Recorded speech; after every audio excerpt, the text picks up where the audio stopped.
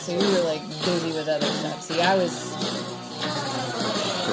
3, but honestly, like I had some very. I'm not gonna say my parents didn't monitor me, but they didn't. I used to watch all kinds of shit. Like I was in kindergarten when I first watched this, and in retrospect, watching it's a good gateway. It's a good gateway, but in retrospect, like the 80s, like there was a lot of cussing, and there was a lot of subject matter in here that I'm like, I don't know what a virgin is, but I like this. Yeah, it does kind of. It is a little bit too adult for the younger kids, and it's a little bit too childish for the older kids. It's kind of a weird middle. Yeah, this was the movie I picked for my first slumber party in first grade, and all the other girls and all the other like 6 and 7-year-olds, like they're all hiding behind the couch, and I'm like just gobbling. You see why up. we're friends? This is You know what the first horror movie my kids picked for slumber party? What? My great. son's Want to know kind of who into busted it. in the side door? Not in a clown mask because I didn't have one, but in a mask. That's great.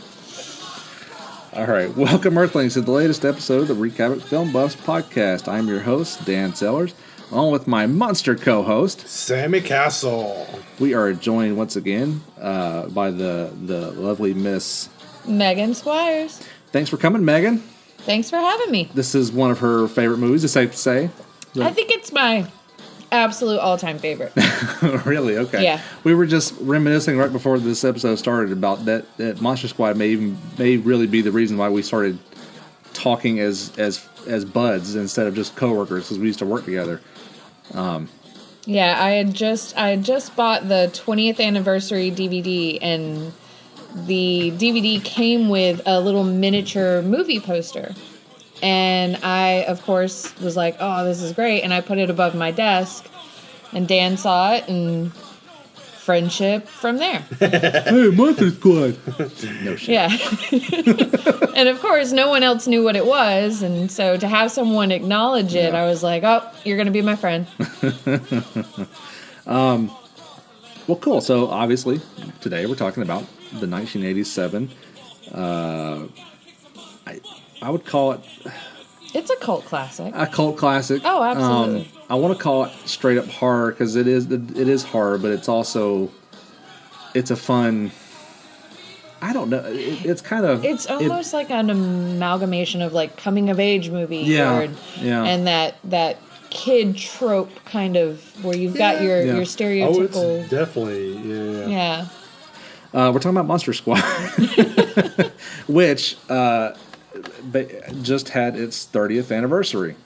God, I'm old. In August. So, me and Megan grew up watching Monster Squad. Sammie, how old were you when Monster Squad came out? 17. 17. I was heavily into drugs and alcohol by this point in time. And when's the last time you've seen Monster Squad, but until this podcast? 17. 87? Yeah, 87. Wow, so it's been 30 years. I'm pretty sure. I don't think I've maybe seen on it. TV a little bit here maybe and there. a little here and there, but it's not something you see. Yeah. Well, very cool. What do we have anything coming up that's good to talk about? I'll talk about our other podcast a little bit. Sick Chick Flicks Yes. Film Festival. Halloween International Film Festival, both October 28th and 29th. Yes. And Tryon is on the 29th. Tryon is on the 29th also. Yeah. Yeah, if you're in North Carolina and you want to see some cool horror, not just ours, but which ours is cool, you'll see some others too. Check out those film festivals. Some good films in all three festivals. Absolutely. Wish I was going to. I was scrolling through the schedule for Halloween, the Halloween International the other day. Matt had posted, and there was 2 movies on there, and I can't remember the name of them. Save my life now, but I thought, oh my god, that sounds interesting. So I wish I was going down there, but alas, no. Well, the only other thing that I will kind of sell real quick is our other podcast. We just started one a few weeks ago called Carolina Haints, which is a show about ghost stories and unexplained phenomena and folklore tales of the Carolinas. And it's hosted by yours truly and written by a friend of this show, Jeff Cochran. And it airs on every opposite Friday of this show, except for the month of October when we're inundating you with this podcast. Because this is our favorite month of the year. This is our month. We're doing a special extra episode of Carolina Haints on Halloween. And so between 3 episodes of that show, 4 episodes of this show, we are really putting out content this month in October. So, yeah, very cool. I'm excited about it. Can't wait to do more of them. I'm trying to think in my head, when the hell is this episode going to air? I'm trying to make sure sometime in October. Yeah, I've got another really cool project I'm working on with the Carolina Theater that I guess it's too late to try to advertise for it, but I will say maybe we can talk more about it after it's done in future episodes. So that'll be really cool. I'm excited about that. Again, I don't want to talk too much about it, but and just to let you guys know, I've got a special little treat coming up for you guys here very, very shortly. So we may have to interrupt the episode for it, but just you'll see in just a minute. We'll go ahead and start the movie. He always does this stuff to me. I like to surprise Sammie. I don't like surprises. I like surprises. I do not. He likes surprising me with surprises because he likes seeing me go off script a lot. Yeah. Let's see, either Sammie's going to make a complete ass out of himself, or he's going to say something really funny. I'm hoping that one. Sometimes they're combined. Okay. A la Felissa. Yeah, we had Felissa Rose on the podcast a while back to talk about sleepaway camp. And Sammie, I don't even remember how we got into it, but he stuck his foot in his mouth with some... I was trying to compare Sleepaway Camp with the Crying Game, and instead of saying the Crying Game, I said Son of a Woman, which led into a Felissa doing numerous Al Pacino impressions. Okay. The rest of the episode was sidetracked with hoo-ah! Yep. Completely embarrassed myself.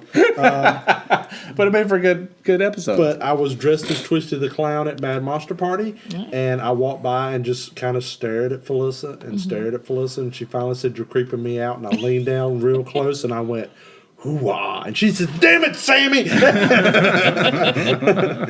So it was funny. Anyway. Okay, so this film opens up a couple hundred years ago. I'm guessing in Transylvania, and the opening credit sequence takes place in a very dark, sketchy graveyard type setting. I'm guessing this is Transylvania. It never really sets a location. Yeah. It does give you that opening scroll like you get with Star Wars where it kind of sets you up. Yeah. And then I love at the end of that opening scroll, it says, they're trying to stop the bad guys. They blew it. I was going to say, I thought it was very gothic and a very good opening. Why the hell is there an armadillo in the middle of it? Because they're creepy. What the hell? I thought the same thing. Maybe this is Transylvania because it kind of starts off with the original them fighting Dracula and da-da-da-da-da. And if you haven't watched this movie, you're probably kind of confused because all the all the posters, all the stuff you see, the marketing for this is all the monsters looking like good guys. Yeah. So they're fighting you think Dracula. they are the monster squad. Yeah, exactly. Yeah. So it's kind of confusing. But I thought this is in Transylvania. They're fighting Dracula, da-da-da-da. But there's a fucking armadillo in the middle. Does Transylvania have armadillos? Dracula. It has bats on strings, that's for sure. Well, I think We've never seen a bat on a string before. No, never. No, we've never done that in a movie either. Hey, man, it works. I think it's pretty interesting just to see your intro to Dracula in bat form. Usually when Instead you see of the Dracula, coffin. he's just going to rise up out of the coffin. Yeah. It's like, that's a creepy thing, but it's been done. That's pretty cool. That's to really see him cool. transform back into Dracula. And I love how, not only does that allow them to use those effects, but they do use it later on in the film. Really great when they're kind of battling Dracula, and you get to see, look, she's eating a possum now. So it's just all sorts of critters. Why? It's like I know. It's like the most redneck. This takes place at Castle McCullough. It's Georgia. In High Point. So there's possums and shit everywhere. I thought maybe it was Transylvania, Mississippi or something.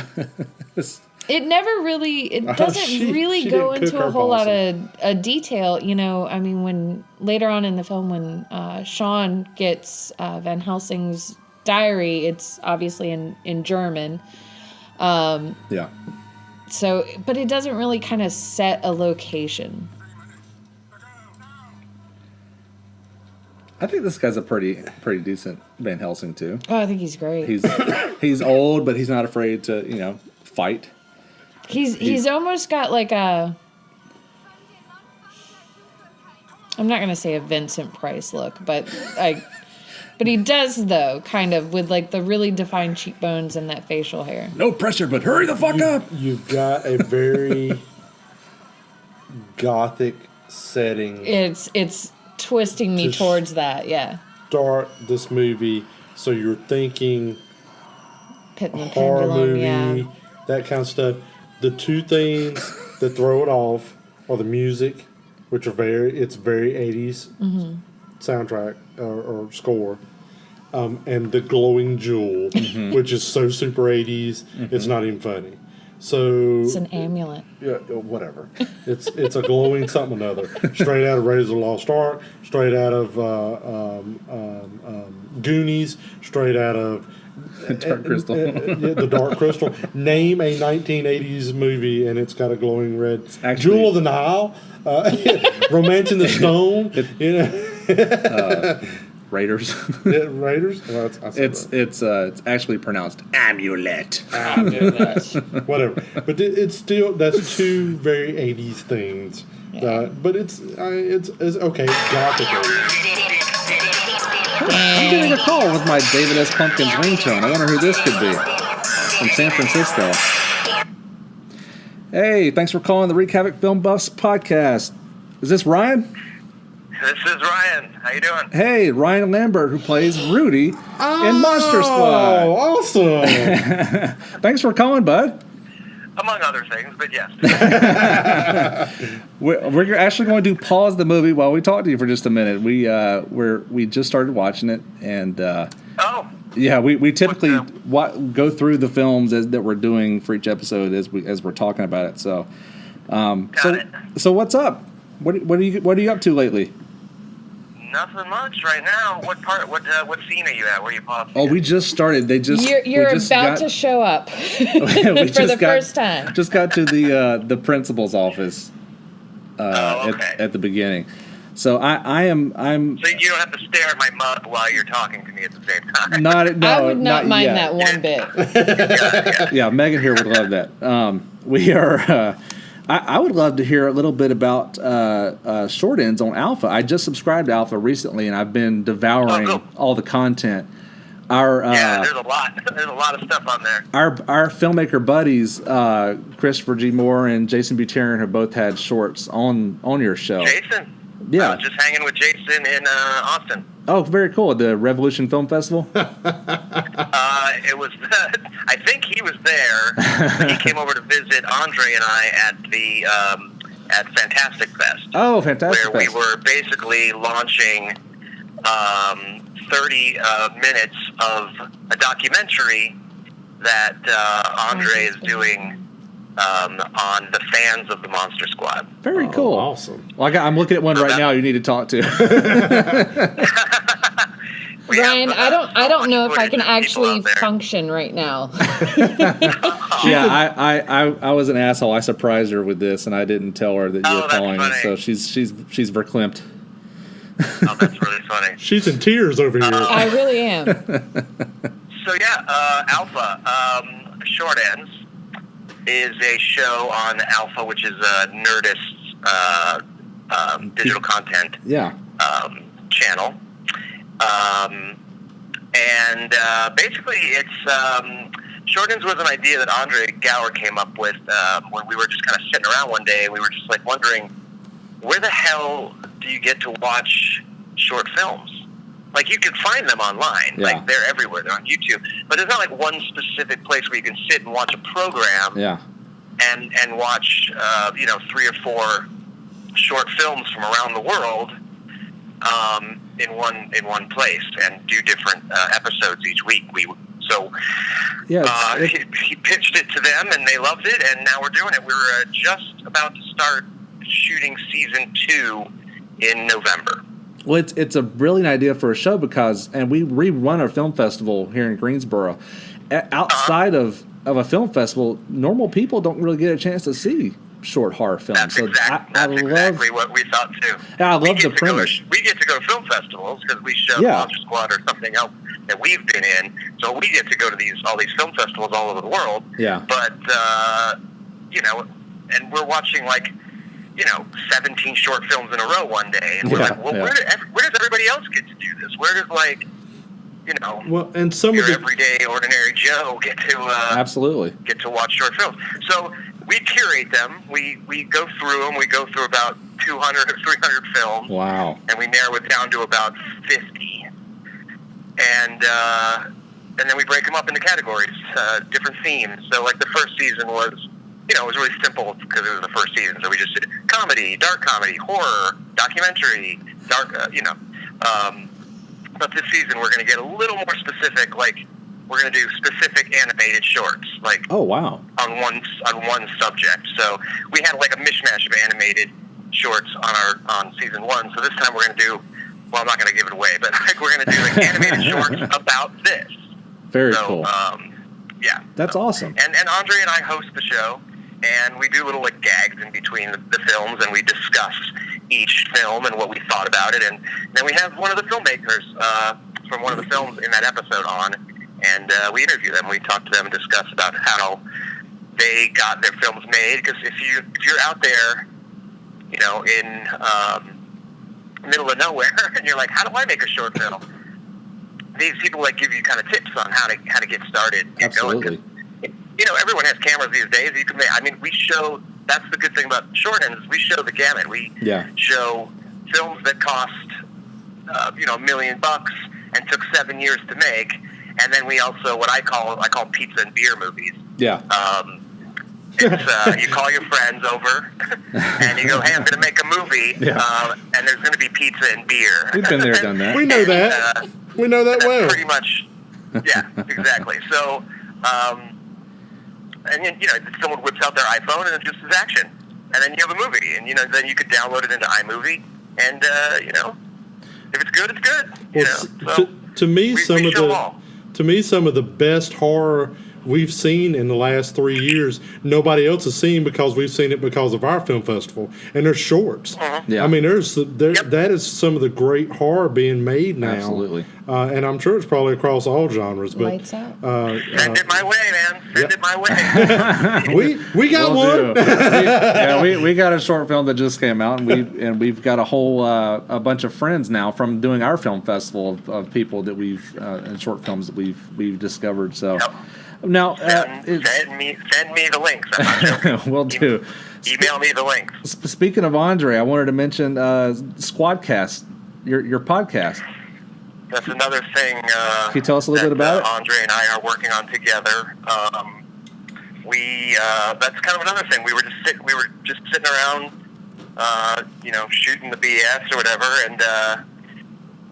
We were at a restaurant, and we were just talking about, our past, and, remember that time when this happened in the 80s, and, we were on set doing that thing. Did you know so-and-so? Oh, yeah, I knew him. He was funny. Da, da, da. And we're like, wait a minute.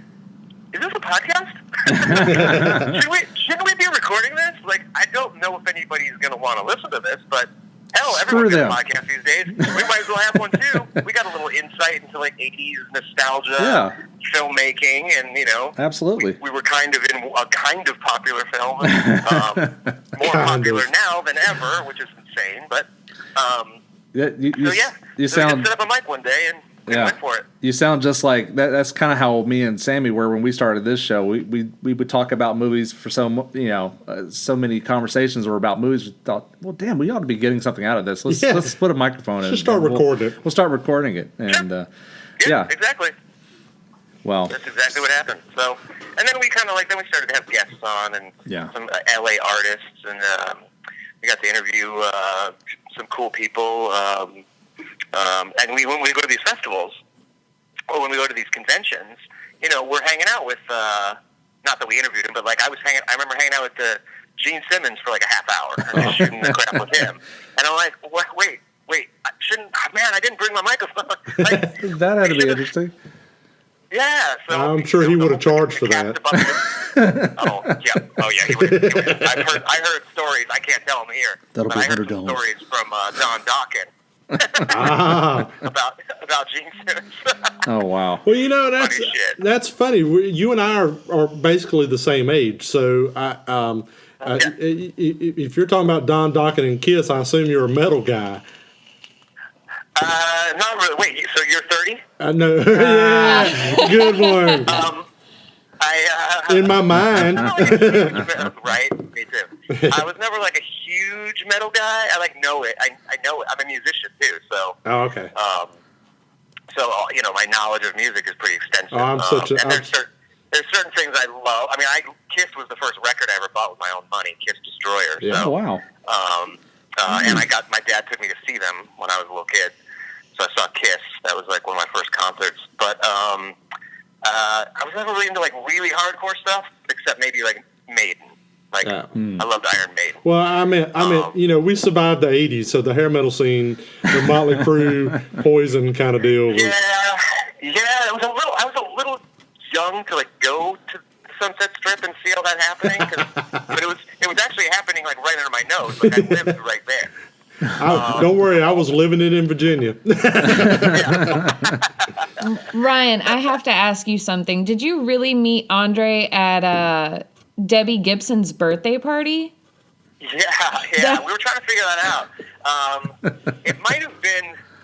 I remember her being there when we met. It was at a restaurant called Ed DeBevick's here in LA, in Beverly Hills, and us kids used to go there, and that's where if someone had a birthday party, that's where they would have it, because they had a big room in the back, and we wouldn't be disturbed or whatever. If there was bigger stars than me and Andre there, I went to school with Drew Barrymore and blah blah blah, so they would be there, and I seem to recall it was her birthday party because I went with my buddy Scott Grimes, and him and I went together, and then I'm pretty sure that's where I met him. That's awesome. I had just gotten Monster Squad, and I hadn't met any of the cast yet, and someone said, "Oh, Andre Gower's here. He's going to be in the Monster Squad with you." I was like, "Oh, okay." So we met and we hung out. That was that. It's pretty cool. Now I can't get rid of the bum. I love it. That's a very '80s story too. I love it. Andre Gower and Ryan Lambert met at a Debbie Gibson party, and Tiffany was there. And well, Ryan. It was just normal life for us, whatever. Well, we sure do appreciate your time. We won't take up any more of it, and we just wanted to call and tell you how much we love your film, which is just turned 30, and so that's pretty cool. Yeah. He mentioned that, and all I said was, "Damn, I'm old." Oh yeah, I know, man. I'm out there, and people are we go to these screenings or conventions or something, and it is just wow, I can't believe this is so long ago, and people are still interested, which is great, and we're really appreciative, and that's why we're doing the documentary. I love that it's a new generation. Yeah, it absolutely has some longevity. And, it hasn't. We were just sitting here talking about the very '80s themes of crystals and that kind of music. But other than that, it holds up, and even with that, it holds up really well. I don't know that I've probably failed as a parent and not shown my kids this because they're not big horror. Well, but my kids are 28 and 25 now, so my son is 7 years old, and I had to force him to watch it because he was like, "No, I don't want to watch this." But once he watched it, he was just completely absorbed into it. And really, the only disclaimer I had to kind of give him, because he is 7, I had to say, if you say any of the bad words from this, you're in deep trouble. But you have to watch this. So we're tying small children down to our chairs to make them watch our movie, Ryan. no, he begs to watch it. He begs to watch it now. And you'd be surprised at how many times I've heard that story.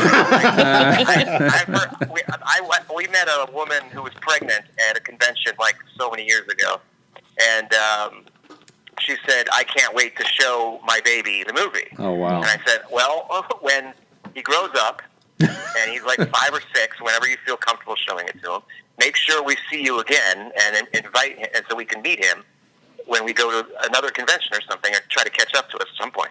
So we were at a convention, I think it was earlier this year, and this woman came up to us with this little boy. Oh wow! Love And said, it. this is so and so, and this is the Monster Squad, and he was like, he kind of didn't understand because we looked like old men now.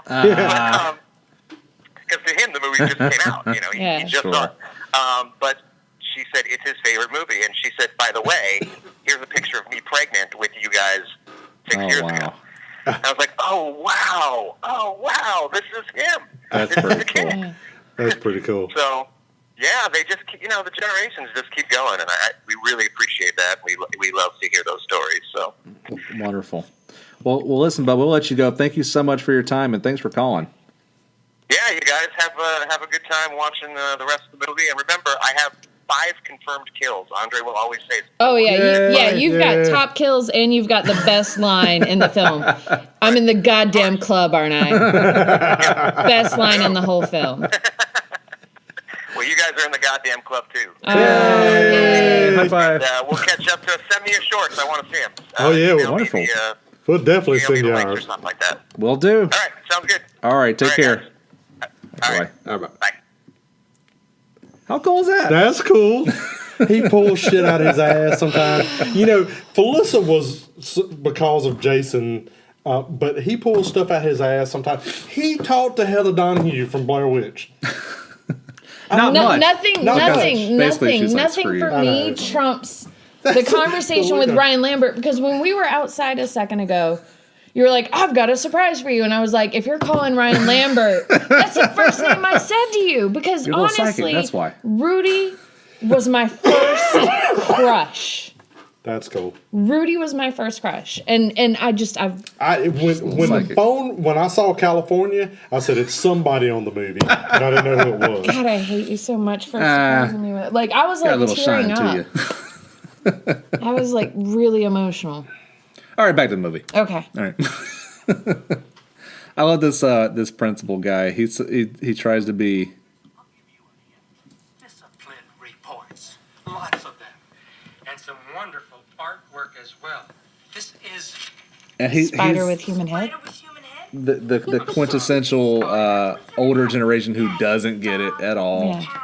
I love the line coming up where Sean says, the principal's trying to make a point, and he says, math is real, science is real, Yeah. monsters are not real. And the kid just, without missing a beat, we don't know that, sir. And I'm like, I love that, because that was me at that age, Yeah, I could see that being you. Has an odd-shaped head. That's why Sean and the guys call me out. Alex. Because your head's shaped like a cat. But I don't like this. How rude. How rude. wife. I hear you. I was a kid once. I thought monsters were cool, and maybe, well, gosh, maybe I'm just a big kid because Sean, Patrick, I think science is cool. Sounds like Neil deGrasse Tyson here. All right. So, I've got so many notes for this movie. So much to talk about. I thought we could sit here and watch this entire movie from beginning to end, but we've got to, just for sake of time, we got to. Honestly, get it through is stuff. a very short run. I think the movie is only 82 minutes. 82 minutes. Yeah. But yeah, I get what you're saying. From what I read, it was a bit longer originally, 15, 20 minutes, but the studio wanted it under 90. And One of they the cut scenes hell out of that it. got cut had Dustin Diamond. Screech. Oh, Dustin Diamond and Liam Neeson was cut from this movie. What? I did not know that. Not only That's awesome. the best. It gets better. Not only was he cut from this movie, he was also up for the role of Dracula and lost it to Duncan Rager. I'm not sure how to pronounce his Honestly, name. but I'm happy with the casting Oh yeah, that they did. yeah. I'm just saying it's just hilarious to think Liam Neeson I love could have Liam been Neeson, Dracula. and no one will ever be a better Qui-Gon Jinn in my book. Like, you know, I love Liam Neeson, but I think the Dracula casting in this was spot on. I love how they don't even try to like hide what each kid's role is. Like, you got Yeah. your cool kid, Yeah. your nerdy kid, and then you got your fat kid, and they don't even bother calling him anything else. Like, that's literally what they call him. yeah. This is yet again another movie that least I don't could have not a get made now. Oh yes, some of these. Yeah, that's an F word you don't hear in 2017, Yeah, no. and it's for a good reason. But Fat Kid is another one. you yeah. get to see, and I'm surprised. This movie is so unpolitically correct. It's Well, and I would say if you're gonna do a film with this kind of bullying, you almost have to do it just like it. It has much worse bullying than this, but it's set back in the 80s too. pause it Set so in that I this- can see this. It's set in the same time frame. All right, we're here's the introduction of Mr. Lambert himself, Rudy, on his bike. Lighting his Those cigarette. loafers. Looking cool. Oh, he was. And I love that not only was Okay, he this young Tom really Cruise. cool guy, but he's standing up for the underdog and he's standing up Yeah. to the bully. Yeah, which Well, is and he tells him that he's my friend. You didn't Horse is my friend. Yeah, and you didn't see that a lot in movies back then where you've got this really tough, cool guy standing up. two. Bad News Bears, this, Yeah. and that's it. Yeah. You almost expect him to be the bully, but he's the one who stands up. Yeah. I'm gonna call it a day. Cut a day. Oh, I love this movie. Honestly, like I could probably sit here and do the whole script for you. Yeah. We'll make this a 2-part episode, and we'll go along.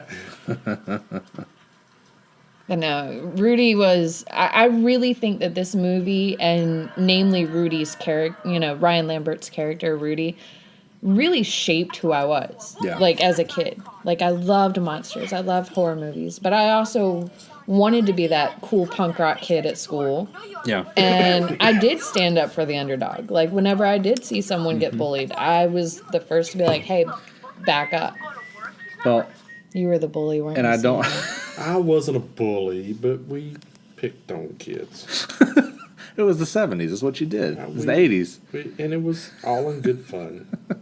I wasn't like a mean, but yeah, we took an 8th grader and put him in the trash can upside That's down. horrible. He was laughing the entire time.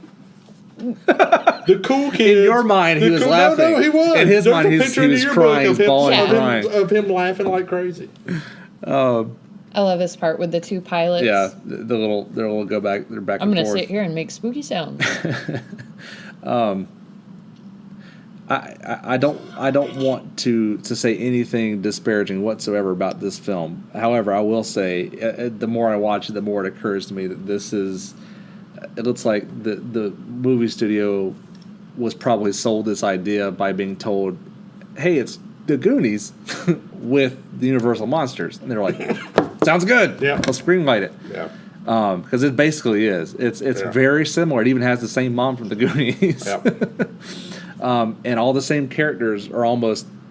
Which is why In when you this. look at the marketing that they did for this, Yeah. they didn't market it in the same vein that they did Yeah. with the Goonies. They didn't want to Yeah. say, "You like the Goonies, Yeah. you're gonna love You're the gonna love Squad." this, yeah. You know, they tried to actually target it more towards an older crowd. Mm-hmm. So what they were doing is saying like, you know who to call when you have Ghost. Who do you call when you have monsters? Yeah. You know, and so Yeah. they were trying to Exact- kind of yeah. tap into the Ghostbusters success. But yeah, the one comparison is always Goonies. It's funny you Is brought up the Monster marketing Squad. because I was listening to the very first episode of Squadcast with Andre and Ryan, and they go quite a while talking about the marketing of and how it kind of failed the movie Yeah, a bit, and may have it been did. part of the reason it was a kind of a box office failure. But even though it was a box office failure, it has lived on the past 30 years. I mean, It was a blockbuster success, I'll tell you that, as far as the stores. I know Like VHS. I rented my had a VHS different repeatedly. There's so many of these movies that have it really finds its life on video, where in the theaters it just came and went, and but now they're considered classics. And Well, 87 was such a big year for big hits that I think it was easy for a great movie to kind of get lost between the cracks. yeah, oh yeah. And there's another horror film that I want to make a comparison to that I'll do later in the film. Again, nothing disparaging. Just I have to make some. Hey, everyone's entitled. I mean, it's an '80s movie. There's some hokiness to it. There's Absolute hokiness to it, and I think it's purposeful. I mean, look at Dracula's costume. It looks like something straight out of Spirit Halloween. It doesn't look. It doesn't look like we just talked about Bram Stoker's Dracula on the podcast. The most authentic, representation of costumes you could get, and some of the best costume designers in the business to this version of Dracula, which is a very cartoony and hokey, and not only is he so good. hokey, he's a real dick too. Like, he's a real bastard of a Dracula. Like, he's mean. He really is. He's mean. He kills people. One of the things I find so humorous about it, though, like, if we're really going to start dissecting a little bit of this, like, obviously Dracula's been around for hundreds of years. He's learned to drive a car. He's learned to do all this other stuff. Why hasn't he changed his, like, attire? Like, why is he still rocking the... Because screw them. Yeah. He's right. All right. Because it's the one that works. The same reason you see a lot of guys walking around with mullets still, and because fuck you guys, I'm still in the 80s. I mean, I love it, but I think a lot of it also is just because it is a film targeted towards, adolescents, and it needs to look like there needs to be no confusion. That's Dracula. He looks like Dracula. That's true. That you need to be able to just look at him and know who it is. Yeah, and you exactly. do exactly know who it is. I would like to know how the hell he has to be shipped into America, and yet he has a car that he rides around in that's like tailored made. I don't think it really It doesn't follows matter at all. the classic Dracula lore. Of course not. I think a lot of rules I just were think bent. it's hilarious. What if there's a deleted scene somewhere of him like customizing a car to make it? Yeah. I love that foreshadowing. What's the other way to kill a werewolf? And Sean says, falling out of a window onto a bomb. Boom. In the treehouse, which is later taken out. Wash us for dinner, guys. What's this, huh? Oh, I got that for you today at Jane Burge's garage sale. Says it's from that old house up on Shadowbrook Road. Holy shit, that's a cow.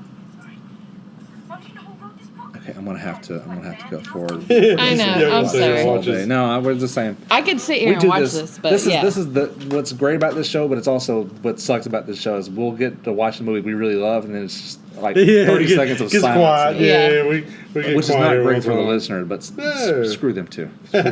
Screw you guys. I will We're say, enjoying it. That's Dan's opinions do not They reflect reflect everybody's Sammie's. It on the absolutely podcast. I love you guys. No, we love every single listener. All 12 of you. Yeah. You want to start naming people? While we're Whitney, Chad, Jacob, Whitney. Chad, Sis, Sissy, Jeff. we picked up a new listener this week, Adam. Yeah. What's his name? Oh, yeah, Adam Thomas. Yeah. While we're skipping ahead a little bit, oh man, we gotta watch see, this too. it's so You can't well skip paced. ahead You to can't this. skip ahead too much. Well, you know Okay. what? That's where this 82-minute runtime comes into play. It has to be well paced. You know, Tight. it's tight. Yes. It's something that movies. It's a horror movie thing, Yeah. which this isn't really a horror movie.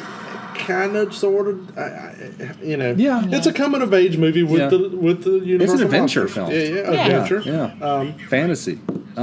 Yeah. John Grice, who plays, I think he's technically credited as Desperate Man. He is credited as Desperate Man because someone else was actually in the Wolfman. He doesn't costume. actually play the Wolfman. I remember years later when Napoleon Dynamite came out, And I was watching the Like film, Wolfman. and no, it took me ages Oh, really? to realize where I had seen him. And I'm watching it, and I'm like, I know this man, I know him. Uncle Rico. And I was watching it, and then I was like in a bar, and it was on TV in the bar, and I just like yelled out in the middle of the of the bar. I was like, "Monster Squad!" And like the light bulb went off, and I was like, "Oh, I love it." Yeah, he's been in a lot of movies. He was Yeah. in Get Shorty. He's been in a bunch of stuff. And I knew I'd seen him in some of those, but like just to have that one thing from my childhood that like meant so much to me, I was like, oh, I can't place it for the How longest the time. hell is Doug Jones not in this movie? He seems like he should be. Huh.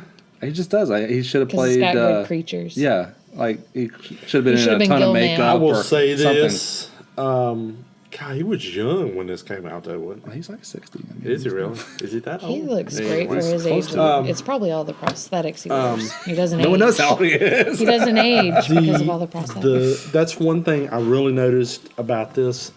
The makeups on this movie are really good. It's Stan They're Winston. really you know? good. That It's great. stuff is amazing. I can't remember the actor's name that plays Gilman, but they actually glued him. Tom Woodruff. Tom Woodruff. They glued that him name. into that suit.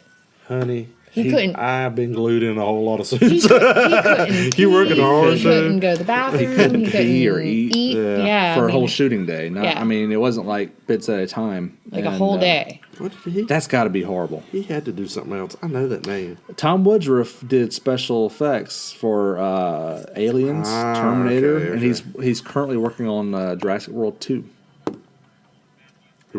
He's working on Zoo too. And we have to make sure we say Gilman, not the creature of the Black Lagoon. I've heard people call it both, but I think in the credits it Okay, is now why Gilman. is that the only Universal monster you can't do that with? The only thing I can think of is in 1987, possibly they didn't have, or it may not have been public domain at that point. Gotcha. Whereas Dracula was written in 1899, I think, and so by the time Frankenstein It's was 18. even further back, yeah. And So it's those guys are God, where did I pull that out? the mummy. Well, I guess the mummy. Well, you know, the term Wolfman is currently copyrighted by Universal. Yeah. Yeah. I actually know that because I had to look it up because we were going to make a Wolfman movie and couldn't call him the Wolfman. I had to call him something else. So Shaggy Dude. haven't. Shaggy. But Shaggy Dude. still get made someday. That's Just- probably why a lot of This- movies refer to it as like lichens and things like I that. think I don't have an issue with this movie. I enjoyed the movie, but it doesn't hold that special place in my heart because I was older. I think because Yeah. of your age. Yeah. I We think just missed that window. Yeah, I just missed the that, window. That's the weird thing about this movie. I think there's too many kid elements for an older kid. Exactly. You know what I mean? If it doesn't get its hooks in you at a young age, With me, it's E.T. Yeah. Because that was 83. Yeah. You know, I was 13 then, Yeah. so... and so yeah, it got its hooks in yeah, you at an yeah. early age. But like if you were to watch E.T. as an adult, you'd appreciate it, but you wouldn't be like, Yeah. That's It my wouldn't So, favorite. I mean, necessarily pull your I like heartstrings, it. so. I really like this movie. I really appreciate it. This is, I love it as a gateway. I love gateway horrors. Mm-hmm. Anything that gets kids into horrors, whether it's Scooby-Doo or Addams Family or Monsters or this or Paranorman. Have you seen that? oh yeah. I like it. That I yeah. love My that. son It's a gateway really, horror. really One loves of the greatest lines in movie history. Coraline, Coraline, Paranorman, Nightmare Before Christmas. exactly. Any And of those gateway. Edward Scissorhands. we've been watching a lot of I agree. old episodes of Are You Afraid of the Dark lately? Right, Where do you find that? Goosebumps. Amazon. Really? Okay. I'll Yeah. have to do that with my kids. This is when you first get to see all of your monsters all in the same place at the same time. So you really kind of get your lineup. All bad guys except for Frankenstein. Which right Well- now they're all bad guys. Yeah. I want to take just a minute since we brought that up to talk about Universal's Dark Universe because they're Why? What's that got to do with this? because they are This is the light side. they what are the hell's it got to they do are with dark? currently trying to do this again. in their franchise cinematic universe, and I don't know if it's going to happen or not. The Mummy underperformed, and we just talked about it on H&R. Because they shut down Bride of Frankenstein. Yeah. So I don't know I think they have films slated for the next 10 years. I just don't know when it's actually going to happen. This was my point on that podcast. The Mummy was good up until the plane crash. The Mummy was. I haven't either. The Mummy I heard it was creepy. bad, and I didn't want to see it. The Mummy was creepy. Yeah. She was. I didn't mind the gender bend, but it was dark. It was scary. And then it turns into action. It turned into Mummy Impossible. Yeah. The plane crashes, and the sarcophagus pops open, and she gets out and she grabs the first policeman she can find and sucks his soul out. Yeah. She finds the second policeman. Again, she's all just bone and deterioration and just she's decomposed and everything. I like it if they she stay finds that the way. second policeman, so sucks his soul out, and all of a sudden she's a beautiful woman. Yeah. I looked at Chad and I went da da da da da da da da da da da da. Which ain't technically, but Well, I mean, I don't know. I like I said, I'm going to just reserve judgment until I actually see the films, and I am not personally a big fan of putting some of these classic characters into a modern context. I don't know that I really care for that. However, Universal did do that back in the 30s and 40s. They brought Dracula into, with Abbott and Costello. There was Dracula, Wolfman, and Frankenstein, and you had House of Frankenstein and House of Dracula, where a lot of these characters intermingled in sort of a cinematic universe sort of deal. So, I mean, it's not like it's something they just started because of Marvel. I mean, it is, but there's also precedence here. So I love this, the part we're at now where Sean is sitting down at the kitchen table and he sees a message written on the wall and he just decides, you know what, I'm going to mix up these letters and see what it says. After Alucard, yeah. And I'm like, why would, if I saw a weird name on the wall, I'd be like, whatever. Yeah. But he just decides, okay, I'm going to mix this up and it's Dracula. Speaking of the old Universal classics, Alucard, they got that from, if I'm not mistaken, Son of Dracula. With who was that? That was Lon Chaney that Jr. makes me think of who was is- Alucard, who was actually Dracula. It just makes me think of young Frankenstein, where he's like, "It's Frankenstein." I love this part. I love this. This is a great scene. So this is Eugene, and his dad is just oblivious. You're going to do this at some point. One of the kids is going to come in and go there because you're feeding your kids freaking horror movies. Yeah, you are. And they're going to come in and go, Dad, there's a monster underneath our bed, and you're going to go in there and go, get the hell out, monsters, bye, monsters. I just love how oblivious he is. That to me, I love Eugene's face. Because there is that scary monster, and Eugene's just... But yet there's clowns everywhere. Some people aren't scared of clowns. They're crazy, but no, I am. I hate clowns. I had a clown poster growing up in my bedroom, No, don't but get any it was ideas. because of the circus. It had nothing to do with horror movies and stuff.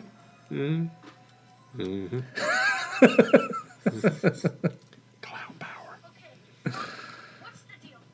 So anyway, I love this next bit too, where they're like, "Okay, we're gonna be the monster squad." I feel like It's like Miami Vice. I think I love that part. Miami Vice. What's a squad? It's like Miami Vice. which was hot at the time. Yeah. I still feel pretty special that we were just recently told we're members of the Monster Oh, Squad. man, That's pretty damn absolutely. cool. I mean, is that good? But top 10 moment in my it's up there. Dad. Yeah, it's up we're in the there. goddamn squad, aren't we? Yes. Yes. Oh man, That was pretty cool. that was. The stuff he pulls out his butt. Oh man, you don't even know. I'm gonna be talking about this for ages. I'm gonna be like, pretty I cool. talked to Ryan Lambert. And he's so wonderful. Oh, God. Don't get me. All right, I'm going to stop. I should have. Sorry to surprise you with that. I should have stuck my foot in my mouth and say, "So, how is it like? What's it like playing for Queen? Singing for Queen?" Oh yeah, that would. I would just. Yeah. Oh, I'm so sorry. I started asking him because I was scrolling through his IMDb. I started to ask him, you were in the same room with my childhood crush. Tell me, how beautiful is Aaron Gray? Ryan Lambert was my childhood crush. That's great. So, Creepy old German guy.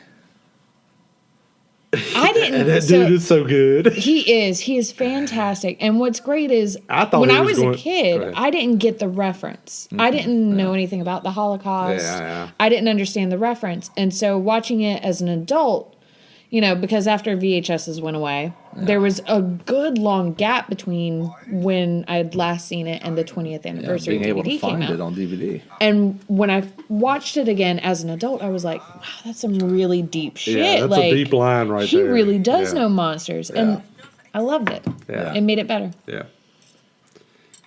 Gives his character a little Loves bit pie. of weight. I love Spy. Yeah. Now, see, I thought watching this that he was going to end up being Van Helsing.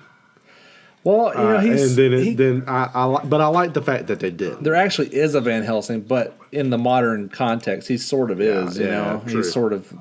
And a lot of these vampire, there's always this kind of older guy who sort of mentors younger people. Obi-Wan You Kenobi notice that? type, yeah. Especially in vampire movies. So I don't know if that was Walter a conscious Matthau. decision. Yeah. Coaching the ball team. Yeah, passing. Drinking beer. I was thinking of. Personally, I was thinking of like no, not Rutger Hauer. He was the bad guy. Donald Sutherland in Buffy. Yes. Yeah. There's sort of this guy who kind of helps another thing mentor that the missed younger me. people along Yeah. to kill the vampire. So That's another reference that missed me. I'm not a Buffy guy. Oh, man. 'Cause I don't- Sammy, it's past my- we I need to mean, have a marathon what was that? with Was that you. like 91, 92, something like that? Yeah. I was knee deep in That's We fantastic. don't want to College. know Sammy. I was knee deep in this shit. Okay, so they're was talking doing to some the shit. creepy old German guy Scary about German guy. scary German guy about the passage in German that is supposed to open the doorway. Now I don't know what's such a big deal about opening doorways. I've opened doorways before. I mean, It's- Sammy, you well, remember it's a that? I've vortex. opened up a portal on the show one time Yes. when we did Doctor Strange. Yes. I actually have an amulet.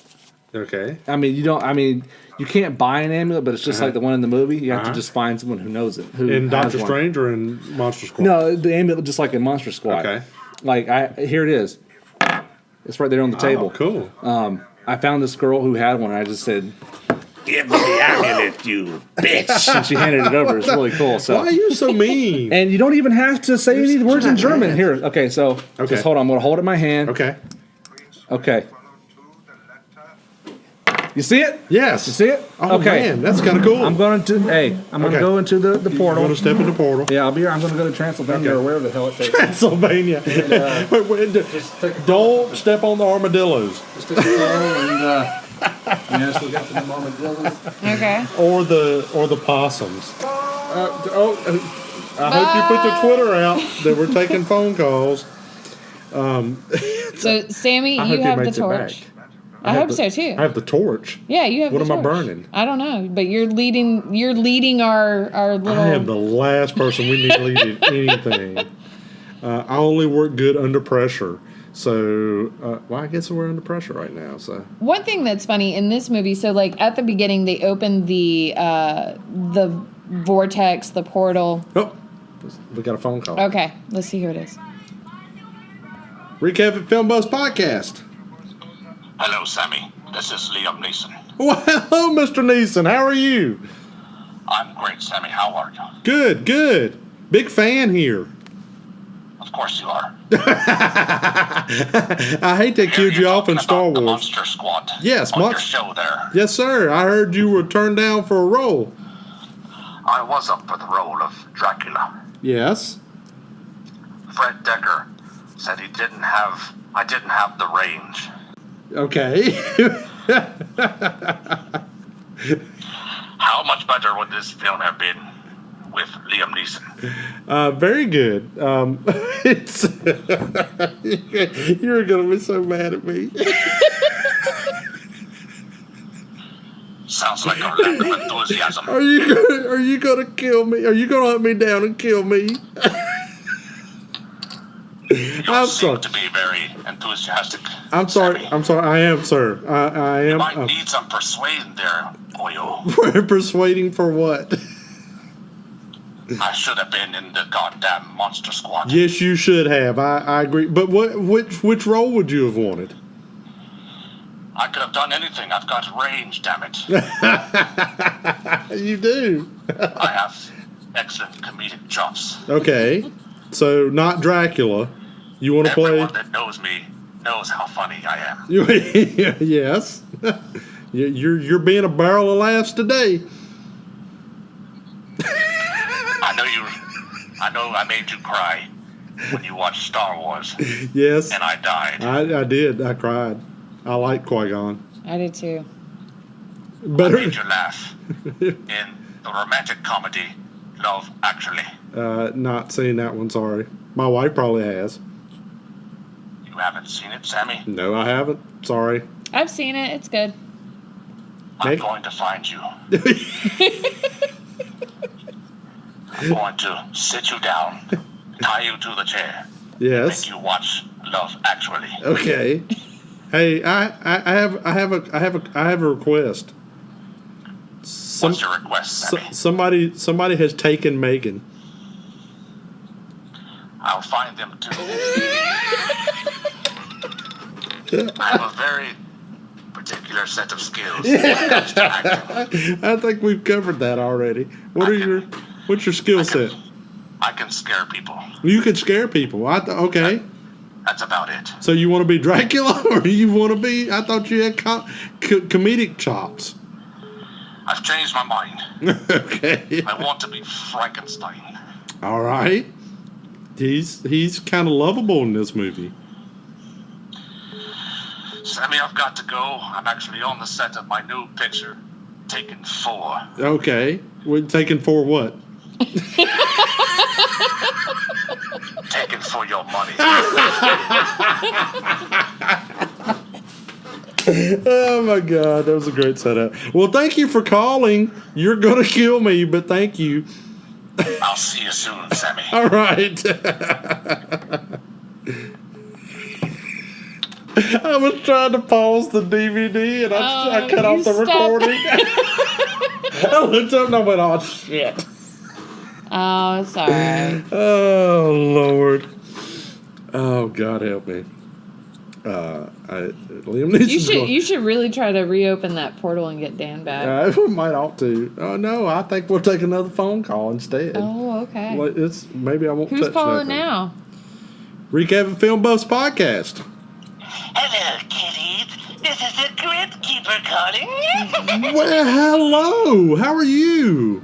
Big fan. Great, Sammie. How are you? Excellent. I'm a huge fan. I knew that you would be, Sammie. Best TV show of all time. It was the best TV show of all time. Oh, I love your puns. You were great as a host, as a horror host for a film festival and a haunted house. I appreciate. I follow your lead as much as I can. Thank you, Sammie. I love your kind words. It gets pretty old sitting down here in the crypt thinking of puns all day. Yeah. Have you've been out of sight for a while. You got any good new ones? I heard you were talking about Monster Squad. Yes. Thank you for ignoring my question. At the end of Monster Squad, I guess poor Dracula really got the point after all. Oh. That's a good one. That is a good one. Yes, he probably did. Or he did. Or whatever. And then his ending really sucked. Oh. Good one. That's bullshit. She's taking my life. Oh well, it could be you could be like the Gill Man and show up all wet. Yep. Sammie, I wanted to tell you I've been following the film festival too. Yes, sir. Kudos for another successful year. Why, thank you. We did have, we were very pleased and very happy with how it turned out this year. Although I don't agree with your choice for the Best Actor award. Well, neither do I, but that's beside the point. Yes, who should have won? I'm for Tom Gore. Is it because of his name, or you just Exactly. Okay? I like Tom. Tom's a good guy. Tom's my people. That you got a good Gore pun coming? That's my good Gore. Oh, Mr. Crypt Keeper, you're just amazing. But I've got to go. M. Night Shyamalan keeps threatening to resurrect me on TNT. Oh, well, I don't. I'm kind of. FML. I'm kind of torn about that, but I don't know. We don't need to resurrect you anyway. You've been dead the entire time. You're right about that, Sammie. Well, thank you for calling in and tell John Cassier we said hello. Will do. Bye-bye, boys and ghouls. We're big in hell. Yeah, we're big in hell and limbo or wherever. I don't know where the Crypt Keeper is. The Crypt, I guess. yeah. Welcome back. God, it was creepy in Transylvania. There's the portal. I need my amulet back. Sammie, give him the amulet. I can't even do the amulet right. You bitch. You bitch. Oh, You're man. so gonna hate me. Oh, yeah? All right, so the movie has been playing this whole time. That's fine. So we are well into the weapons montage. Cool with that. I love a good montage. But I totally screwed the pooch. He sure did. Uh-oh. What do we do? Drop the ball. I thought I was stopping the movie and I was stopping the You stopped the podcast. podcast? Okay. Oh, well. Take any calls? Yeah, we got the call. We got part of the Liam Neeson call, and then we got all of the last call. So Okay. Yeah. I completely screwed up, but that's That happens. all the time to me. All right. So, Damn it! what did I miss? Everything. I don't know. So Liam Neeson called? Liam Neeson called. Holy shit. Yeah. That's Liam awesome. Neeson called. And do you remember falling through a portal? Yeah. Okay, I was just making sure. Okay. Sometimes you don't remember that stuff. Sometimes you just wake up and you're like, "What's happened? What Oh happened?" my God. So Liam Neeson called, and he's threatened to kill me, and he's going to course. save Megan. Of course. And then the Crypt Keeper called. Oh, that's who. Really? Yes. Oh, my I God. love the Crypt Keeper. I do too. So I was jonesing about that. That's probably my favorite call for many moons. Well, very cool. I hope I didn't offend him. I'm glad you got to talk to one of your heroes. Yeah, so he's a big. I'm a big fan. I love the Crypt Keeper. I love that TV show. I'm confused as to why HBO just denies all. It was an HBO show. I don't know why they don't Own it. post it all over everything because it's amazing. Yeah, you can't find it on the HBO No, now or whatever. no, That's bullshit. I don't understand. I don't know.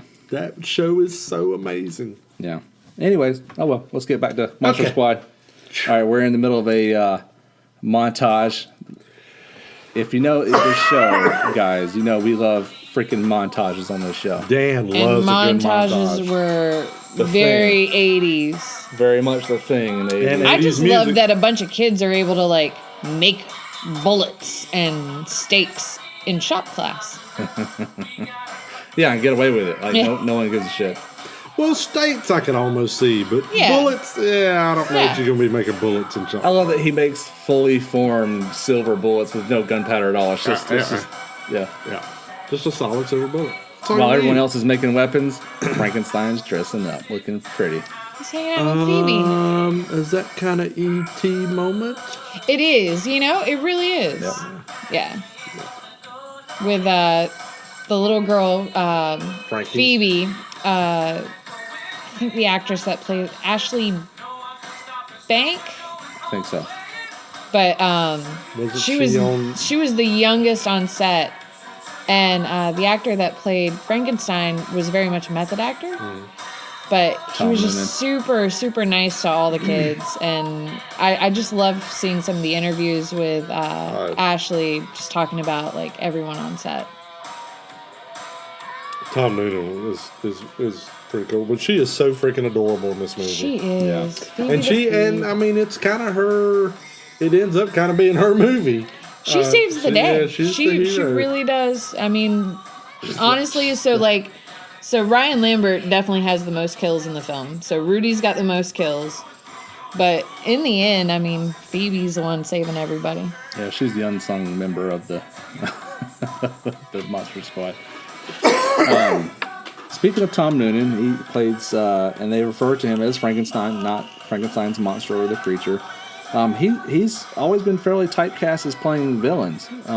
He's worked with a lot of really good directors over the years. He's worked numerous times with Michael Mann and Charlie Kaufman, and he played the bad guy in Last Action Hero.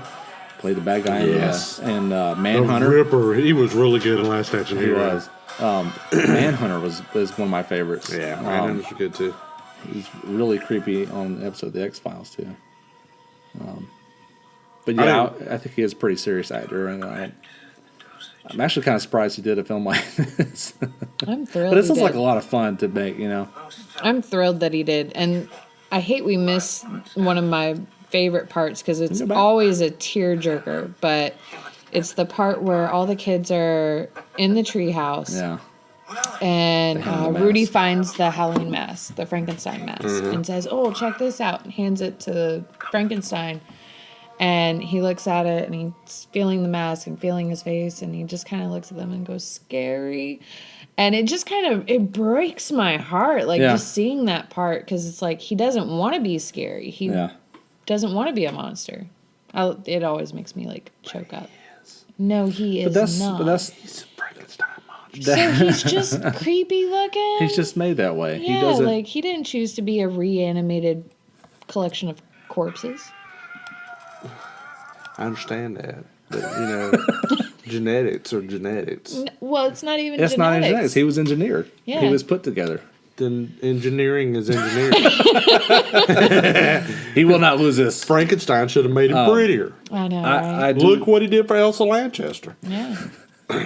Okay, I Live and want learn. to mention this. I love the transitions.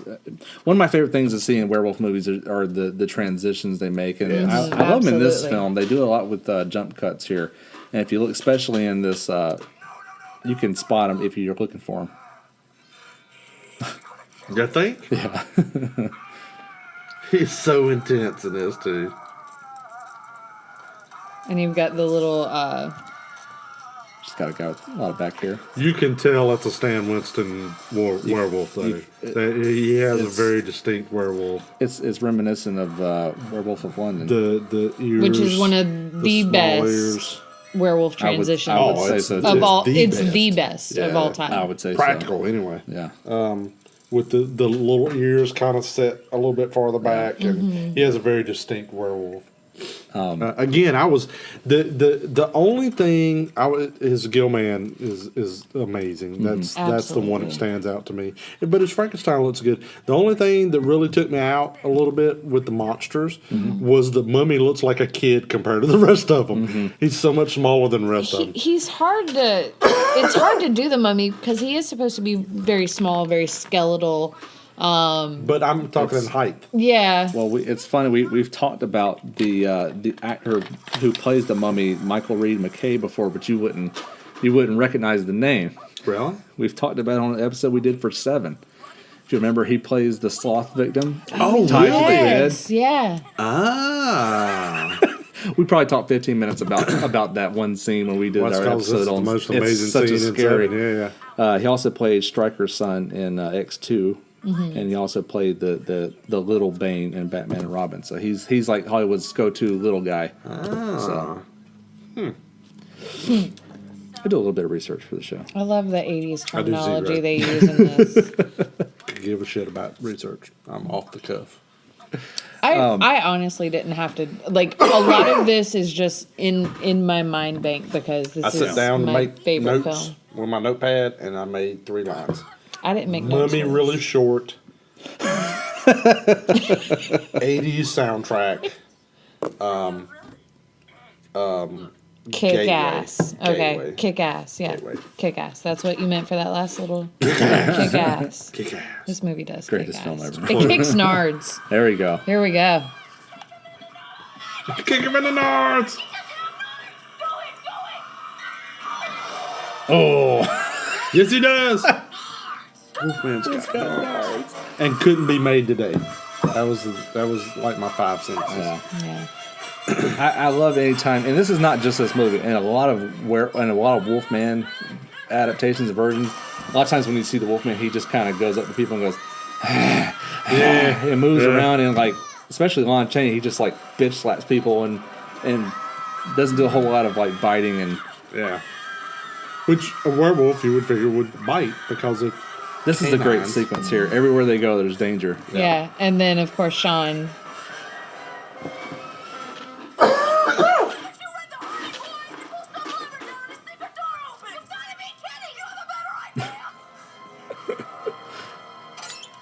And it worked. It's A Confederate really statue, sad. might I add. It's really sad that it is, which why I say they're in Georgia. They're in It's a Georgia. Confederate statue, might I add. But it is sad that the actor that plays Y'all are Fat killing Kid, kids everywhere by taking Confederate statues down. Because now they can't Now get they into don't the have back. now their They secret don't have a passage is secret gone. passage. Yep. Yeah, the actor who plays Fat Kid, Yeah. Horace. Well, the kid that plays Horace, aka Fat Kid, he died a few years ago. 20 years ago, Was it really? 97. Damn, you're And it's getting just, old. it's sad because, I know, right? But it's sad because I feel like if he were, still around and hitting some of these conventions, like, he's got the best line in the whole yeah. film. Like, Yeah. it's the most classic line in the film. Yeah. So, for the past 30 years, he would be asked by everybody he met to say Wolfman's got nards. Now, another thing, we love to point out montages, but another thing we love to point out a lot on this show is rear projection effect, and I'm such a fan of. And this scene does rear projection so well because it's not just rear projection, which that is. Mm-hmm. It cuts back and forth between real life shots and then in studio shots, and then back and forth, and so it's very seamless. If you're not really looking for it, you may not really be aware of it or could tell. But And does the thing that everybody always said about mummy movies. Why not just run rapping? And it that's worked. true. That's true. It worked. This may be the first movie that did That that really. What was the one where they spun him and he unwrapped? I love how I don't know. I don't remember that. I love how it goes into like your classic 80s cop film too. Yep. Like with the dad and his partner. Yeah. Speaking of that, hold on, I'm gonna watch this real quick, and then I'll get into my point. Yeah. See, this is the problem with watching That something is- truly amazing. Oh, that's so sad. His partner's dead. Yikes! Right? Yeah, now Dracula's a cop killer too. Like, I totally would not be like, You can wear his pause. bling around Like, his neck. I would be like, pop, pop, pop, pop, pop, pop. Yeah, I know. You just killed my partner. Yeah. Speaking of 80s cop movies, which this does turn into an 80s cop movie for It does a time. have that little snippet of it. This backlot street you're looking at in these houses are Warner Brothers, if I'm not mistaken, and this is where they shot Lethal Weapon, the house that Across the street. is Murtaugh's house right Yes. behind him. Ah. And it's the same street we learned when we had Tom Ackerman on for our Christmas Vacation episodes where they shot Christmas Vacation. Really? I didn't know that one. I knew it was He told us that. Lethal Weapon. Which she's also in. That's awesome. She's also in Lethal Weapon movies. Okay, speaking of Lethal Weapon, I mean, we need to get to this too. This film was co-written by Shane Black, who we talked about extensively several episodes back on our Kiss Kiss Bang Bang episode, who also wrote Lethal Weapon and a bunch of 80s action films like Predator. But this is one of his 80s films. I think it gets overlooked a lot. And it was also Fred Decker, right? Helped write it? Fred Decker. So it was written by Black and Decker. Decker. Black and Decker. It's got written right here, Black and Decker. And too good of a joke to pass it up. Is. Yeah. Oh yeah. He's not. He hasn't done he doesn't have a very big filmography. He has. He co-wrote The Predator, and he directed Night of the Creeps, this, and RoboCop 3, and maybe a couple other things. But he has sort of come out of retirement to work with Shane Black again. Black and Decker wrote the new Predator movie that's coming out next year. The Predator, directed by Shane Black. So No, I'm excited about that. that's kind of cool. Yeah. Can you rewind that? Yes, I can. All right, so this is my favorite line, or It's the line that she brought up to the man himself. Yeah. the man himself. Oh, God, that's... Where you going, Rudy? I'm in the goddamn club, aren't I? with a cigarette hanging out of his mouth. I mean, he might be why I also started smoking at an early age, Nice. too. Which you can't do anyone smoking, not just No. kids. You can't do anyone smoking Well, in a they movie were trying to get... so they were giving Ryan, like, fake cigarettes, but obviously it was the 80s, and, you know, if he's hanging out with, you know, the 80s movie star kids, yeah. they're all smoking and having a good They're time. at the very so, least so smoking. he was definitely smoking his cigarettes. Yeah. But every kid that age was. This is 87. I was up to 2 packs a day for about 4 years now. See? I love this. I love some good puppet bat work. Oh, yeah. You don't see it very often. But this is a really great. So the dad shoots Dracula mid-flight as he's a bat, and I love how they did the special effects makeup in this next little bit where he rushes up into that storage room. He's kind of half bat, half Dracula. kind of like man bat. Yeah. And it backfires. Wolfman comes behind him and Wolfman bitch slaps him ruins from it. the back. And then Just Wolfman does. Just slaps him around. throws Throws and him he into slaps. shoe boxes. And Wolfman's a big fan of the back slap, the pimp hand. You know, it's because in that costume they probably couldn't move very much. Yeah. As someone who goes in a lot of costumes, sometimes, especially with chest prosthetics, because we have You're a mummy, limited, we have yeah. a mummy prosthetic and we have a Crypt Keeper prosthetic. Yeah. And it really restrains how much you can. So most time Stan Winston's werewolves have these big chests on them, kind of barrel chested. So I'm sure it limits how much he can move. Well, and also the Wolfman in real life, should be able to just rip someone's head off and just tear them apart pretty quickly. If he's just doing these kind of punches and stuff, it kind of prolongs it a little bit. In this film and almost every other 80s kind of action film, like any officer wearing a uniform is immediately like less than incompetent. what's the Star Trek reference? Like the red shirt? Yeah. They're red shirts. They're all every single last one of them. Yep. It's pretty much all cops nowadays. Y'all are all Bunch inept of red and, shirts. Bunch of inept, non-knowing people. They're like worse than they're just like they just walk up to Dracula just to be killed. Cannon fodder. It's I love how like they're watching Wolfman like crush a guy's skull, and they're like, "All right, I guess I'm next." yeah, my turn. I do like this part where Rudy gets his silver bullets. Rudy ready. gets his silver bullets, and he shoots Wolfman, and I do like You get a little bit of the John Cries. At the end. the John cries, and it just gets deep again. Which is another often forgotten thing about the Wolfman. He doesn't want to be a bad guy either. Yeah. Which is very in line with Lawrence Talbot, character. He never wants it at any point. Never condones it. And all right, when do we Now get... it's coming up. There we go. So this is my second favorite line.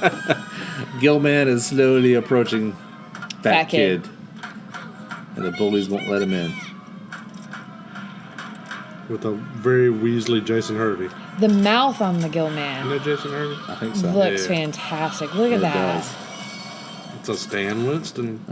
Looks great. Stan, and he had another kind of animal that looked kind of like it too. I can't remember what it was. My name is Horace. That's almost everybody's favorite part. I love it. Yeah, the only female version they could find was the little girl. Phoebe. Because they thought they had one, but she thought he didn't count. But he doesn't count. I love this. Okay, he's I just feel like walking Steve's along. never count, Yeah. Poor Steve's. This is so comical. Steve. Because they don't count. I was trying to think how you knew Steve. I love the He's sound just effect. killing everybody. Yeah. Just killing cops left and right. And that's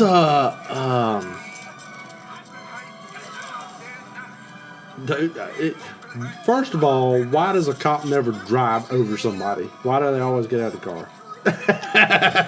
Maybe Just they're, drive over. Maybe they're It's trying Dracula. to de-escalate the situation. I don't know. I don't know. Sir. Sir, can you stop Can you talk to me for a minute? killing everyone? I seen the light. And this is why cops should have guns. They tried to beat him with a Nothing does any nightstick. They tried to beat him with. Oh, they did Doesn't try to do shoot it. They him. did. They shoot him. What you're saying is our modern law enforcement needs to carry wooden stakes as well, just for backup. So Just in case. from my understanding, I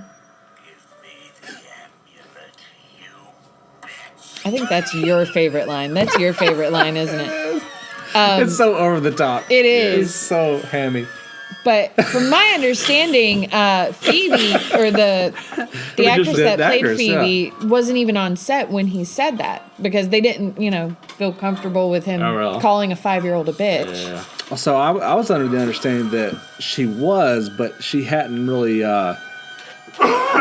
seen him with the contacts and the fangs and all that stuff until right then, so they could get a real. I don't know. We should have asked Ryan. Yeah, we should have. Well, we should call Ashley We only Bank. had 1,000 Blank questions. Black? I could have asked Is it him Ashley? 100 more. I know, we I had feel to- bad. I can't Had to remember. cut it off. Okay, what I wanted to mention earlier when I said there was another 80s horror film reminiscent. The same year, 1987, they do the exact same thing to end Evil Dead 2.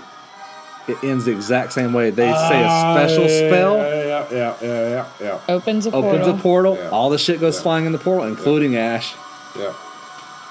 And when I watched this like a year ago, and I was thinking, they ripped this off from Evil Dead. No, it came out the same year. No, I they don't- just had a bunch of good It ideas. just happened to be, Yeah. isn't that weird? Just the two films It's like like that. Jawas and Dwarves. Yeah. Wasn't doors. Sometimes, They end practically the same damn way. Huh. I mean, it looks like the same special effects too. I mean, everything.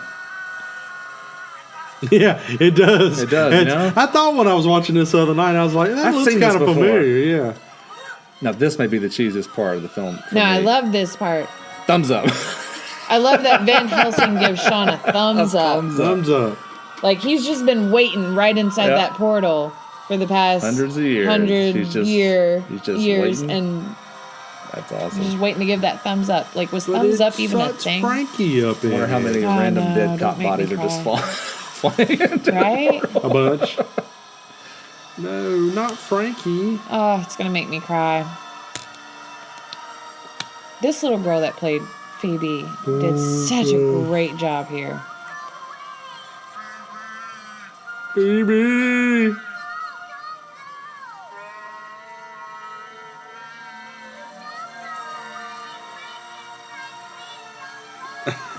She even says it. Don't go away, Frankenstein.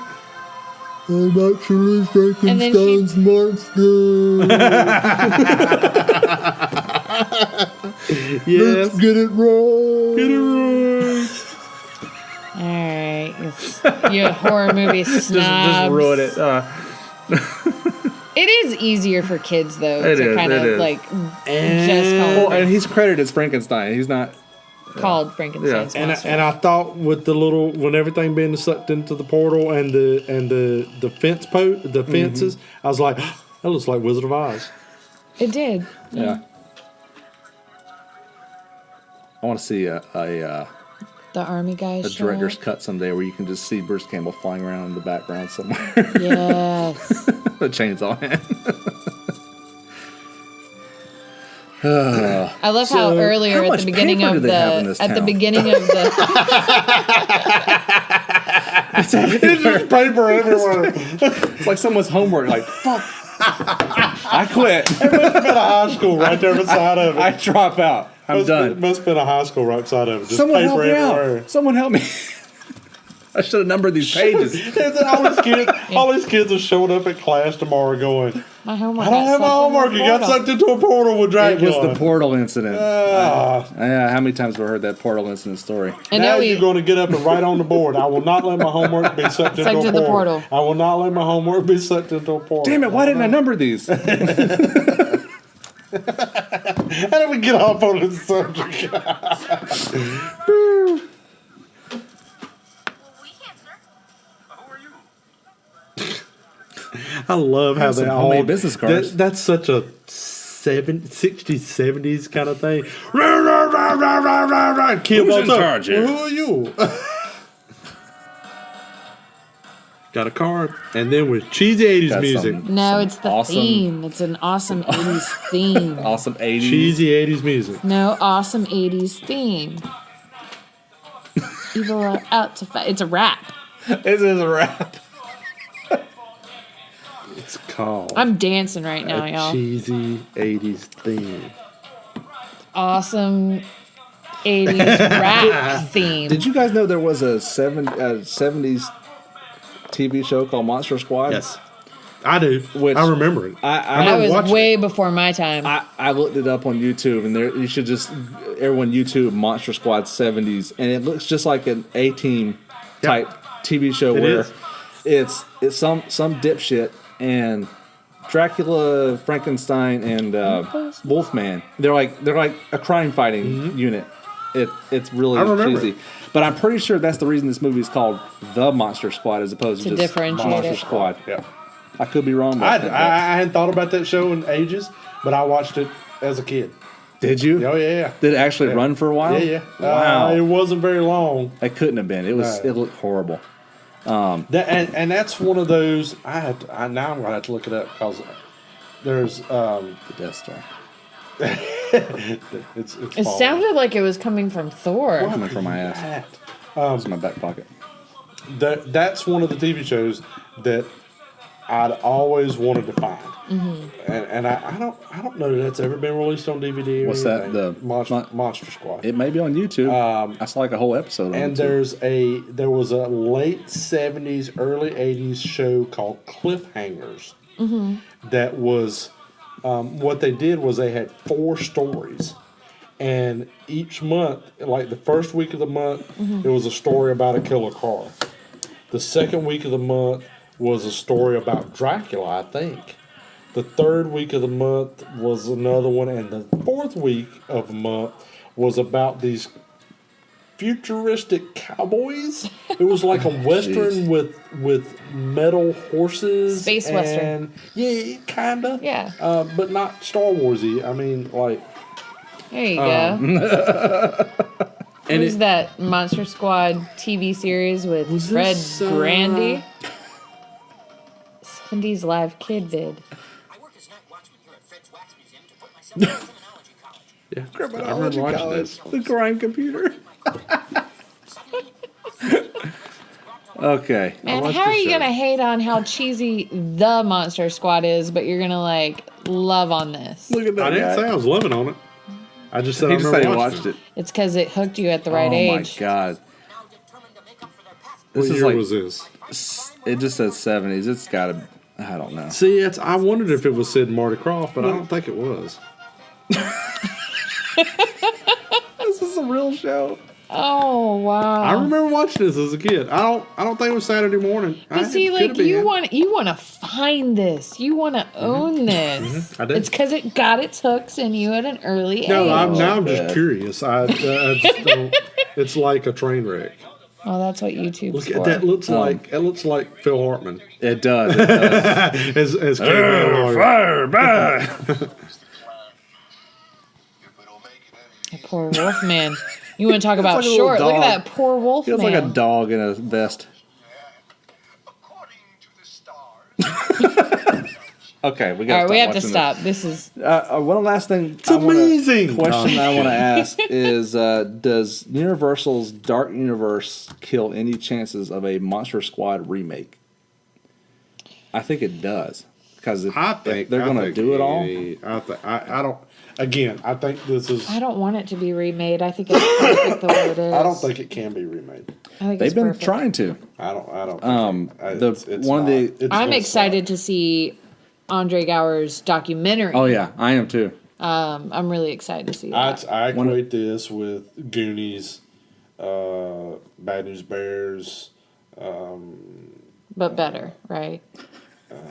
Than Are you kidding those. me? The original Bad News Bears is No, the Monster good. Squad is And and the Goonies is so good. I mean, all three of them are great movies. the Goonies was nowhere near as awesome as the Monster Squad, in my opinion. okay, Because really, you just got the Opinions are Fratellis. Like opinions are like assholes. Everybody's got one. Most of them stink. mine don't. I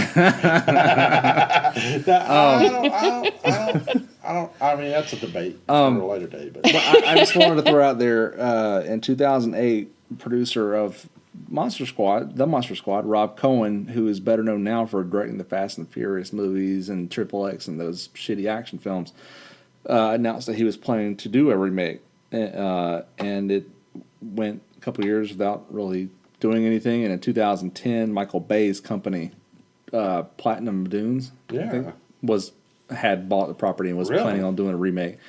And the last anything I can find is they asked Shane Black if he was interested in doing it. He's like, it might be good, it might be cool for somebody to do, but I'm not doing it. And if Michael Bay can't do it, hadn't done it already, it's not going to get done. and I think if Universal is really pushing forward with this cinematic universe, then it's dead in the water. It'll never happen if they do their thing too, because you can't have two competing. I never think let you'd that. be closer to getting a Monster Squad TV show than you would. Which may be interesting. Who knows? But I'm kind of with Megan. I'm not that I want to see it, but it may happen. I Only if you could love do it the better, original which so I don't- much. I don't think you can do it better. You can't do it better. You can't. Because you can't do half of what that film did. And, with the kids and, just the language and the actions and the gore. Like, you can't do a kid's film like that today. Well, now I haven't seen it yet. Oh God, it's killing me. It's really good. So I mean, is that I like it. Is that kind of close? Is Yeah. it? I mean, there's a lot of stuff, and I mean it's a hard R-rated movie, but it takes place at the same time as the Monster Squad, And, is it? I mean, we see them kind of dipping their toe into it with Stranger Things. very much. And, so. and what's Very much. interesting is when you watch these films that have that 80s nostalgia to them, they really do have the kids cussing a lot more and having a lot more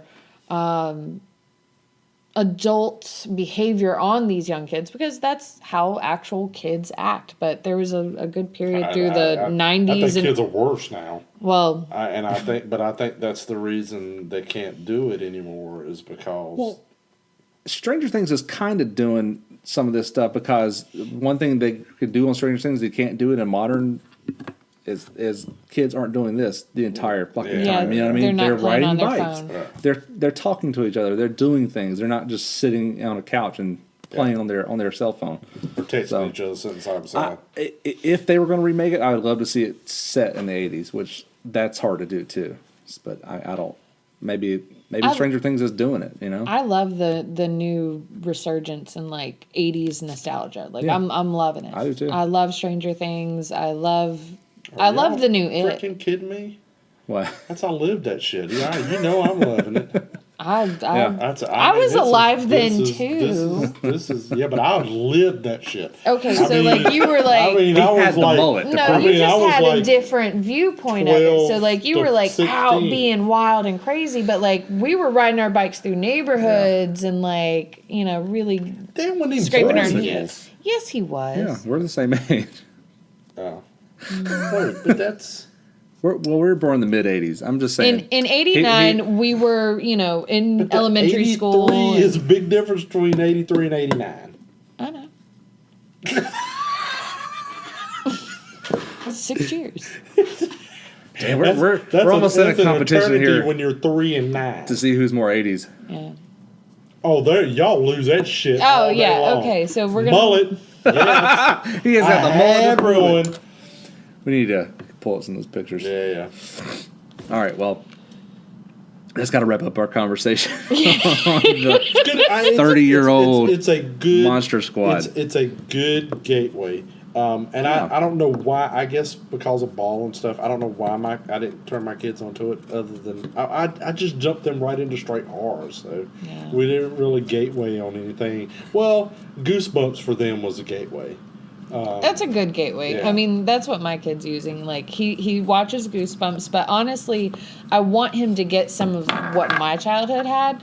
So I'm definitely exposing him to Lily has made me watch that damn Goosebumps movie 3 times. The what? the new one. The Goosebumps movie With Jack Black. She loves that freaking movie. It's a good movie. And yet you haven't seen it? But I haven't. That sucks for you. Well, I mean, it's been 3 times over. Yeah. 9 months or whatever, but.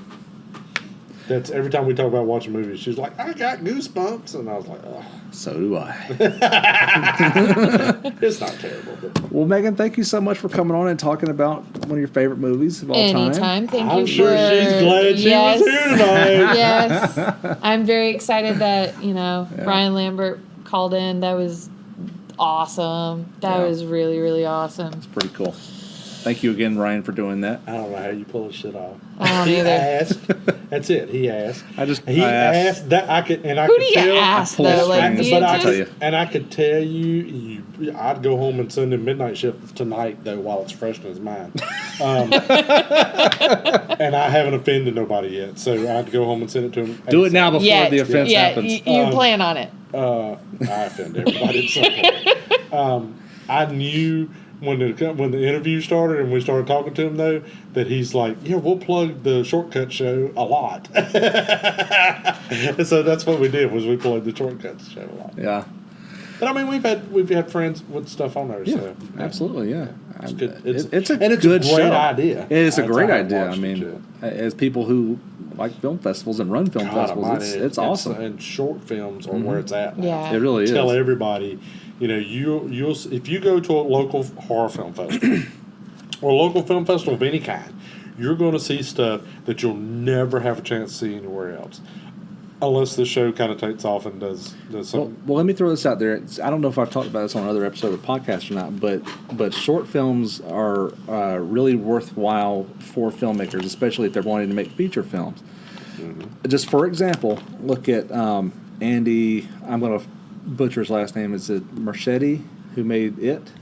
Mm-hmm. Less than 10 years ago, he made the short film Mama, which did really well, which got remade in Hollywood with Jessica Chastain, who's the biggest damn Hollywood actor she could get. Yeah. And his next horror film, I want to say there's something in between, but pretty much it. Yeah. He's about a couple of years away between making a short film on his own and making It. The guy did Lights Out. I mean, Yeah. Lights Who did Out was a Lights short Out? film.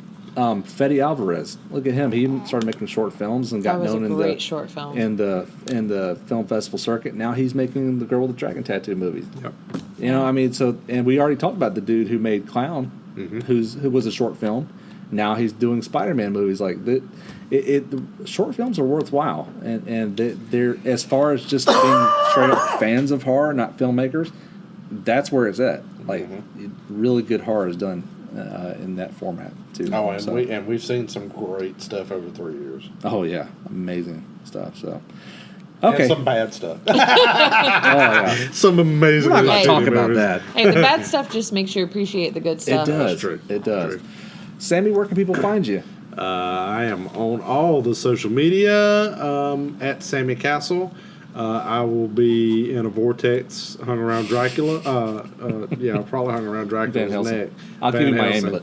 Okay, yeah, I could use the amulet. Just rub it. Sammy the Comic Book Man Facebook page. And from now until November 5th, you can find me acting a fool, more than likely, or chasing somebody with a chainsaw, or just generally goofing off out front at the original Hollywood Horror Show in Snow Camp, North Carolina. If you're in North Carolina, come on out and see us. We have a horror fest October 28th with vendors. North Carolina Ghostbusters are going to be there. We've got a comic book vendor, artist. It's a Hearst Club meeting. There's a Hearst Club that goes around and they all drive hearses, and it's kind of funny. I would consider that a prerequisite to be part of the Hearst Club. Yeah, it tends to be that way. You got your hearse? Yeah. All right, you're in the club. You're in. Come on, we'll You're in put the you goddamn club. I'm in the god. Anyway, was that all? Horror Fest? I think so. Check out Midnight Shift at a local film festival somewhere near you. Yeah, please do. And I would just quick plug for our sister podcast, Carolina Haynes. Check it out on iTunes and Google Play. We'll start expanding shortly to iHeartRadio and Stitcher and everywhere else you can find podcasts. So we are on Instagram at Wreak Havoc Productions. I am on Twitter at Hank vs. the Undead. And you can check out our websites, WreakHavocHorrorFilmFest.com, WreakHavocProductions.com. And as always, you can email me with your questions, queries, comments, bitches, gripes, concerns at WreakHavocProductions@gmail.com. Sammy's an idiot. He doesn't love Monster Squad like I like Monster Squad. I don't think anyone loves Monster Jason Squad Buchanan as is gonna much as I fire do. me because I said I'm not in love with Monster Squad. Well, I mean, I like it. I like it a lot. But You Like it a don't lot's pretty good. love it. yeah. I love it.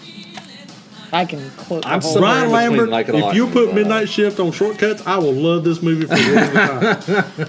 He'll watch it every year. You know what? I think I'm just going to make you watch it every year. I mean, you don't have to make me. It's a good movie. It's Great movie. Well, we'll be back next month with non-horror stuff finally. So, we got to talk about that too. yeah. What are we gonna do? A month of horror, And then- Halloween, and then just You should do Marvel. Some Marvel stuff. we've kind of done Beat that Marvel. one to death. Well, I don't know. Beat it. We might do the new. There's a Thor. lot. There's a look at lot of some new stuff comedies, coming out, and some you can dramas. start pulling in a lot more of the Marvel TV universe. That's expanding a lot. Yeah. But we're a movie podcast. I know, but all right, never mind. Maybe we'll delve into some uncharted territory, I'm sure. So. Well, they did release. All right. Anyway, go ahead. Okay. Thor. Until next time. Good night. Favorite line. Favorite line. I'm in the goddamn club, aren't I? Favorite line. I don't know. course. Give me the amulet, bitch. That's yours. You bitch.